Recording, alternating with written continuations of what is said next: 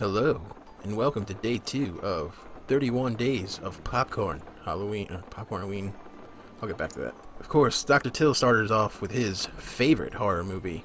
I'm gonna go a little different route, and go with a more starter horror film. You know, a horror film more for a girlfriend that's not really into scary movies. Or, better yet, maybe your kid is at that age where he or she doesn't just want to watch cartoons anymore. And obviously, you don't want to go full Hellraiser.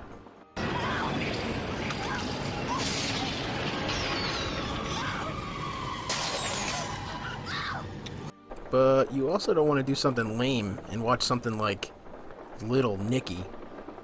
Now I'm gonna go check in with some of my contacts uptown. Yeah. Damn you, Adam Sandler. Damn you.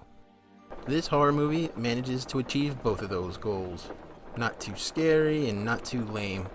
And if you haven't guessed it by now, that's right, we're going to be talking about 2003's hidden gem, Darkness Falls. Now, way before Hollywood got into the trend of taking our most beloved childhood stories and turning them into pretty much murder porn. Looking at you, Winnie the Pooh.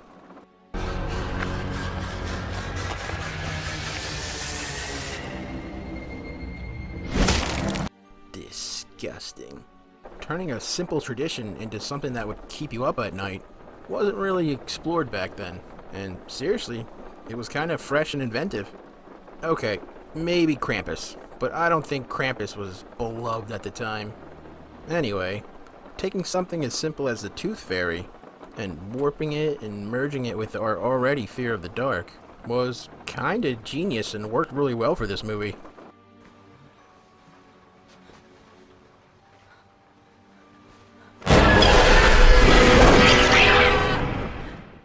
But, alright, enough with all this preamble. Let's actually get into the movie. Our movie starts off with a nice little backstory that really sets the tone for the rest of the movie. You know, the classic story of old lady likes kids, gives them candy, old lady gets burned, old lady turns into a witch gets accused of eating kids, witch gets burned, but before she dies, she warns everybody she's coming back as some kind of tooth monster, and she's coming for their kids. Witch dies, kids found the next day. Cue 150 years later. A young man named Kyle Walsh has just lost his last baby tooth, making him not a baby. Young Kyle puts the tooth on his dresser and gets ready for bed. And wouldn't you know it, my guy's got girls breaking into his room. Apparently Kyle is a stud. And after Kyle and Caitlin share their first kiss, be it that it was a bloody one, the two look like they're about to start a CW-style young love story. The two make plans for a dance, and before Caitlin leaves, she warns him not to look at the Tooth Fairy. I'm not going to spoil this scene, because it's pretty gnarly. Let's just say he didn't exactly take her advice, and somebody pays the price. Ugh, I didn't mean for that to rhyme. Yes sir, things go tits up, and Kyle gets a healthy fear of the dark, and gets sent off to the loony bin. Caitlin can only watch in horror, as her dead-eyed boyfriend gets carried away by the cops, probably to never come back again.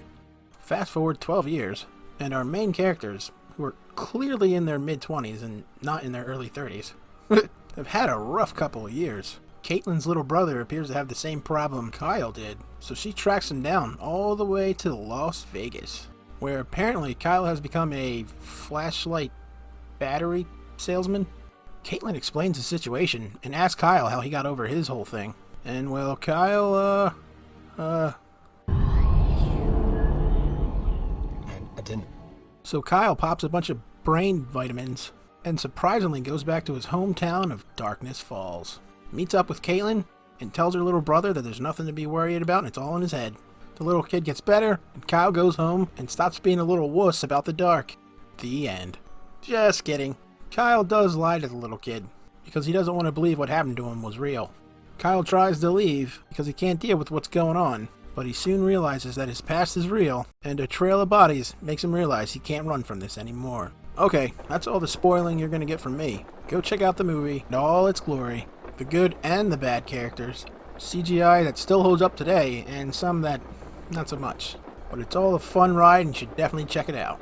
So that's it. That's day 2 of Popcornween or something. Hope you liked it, and, what's that say? Till, I'm not saying that. Fine. scare you later.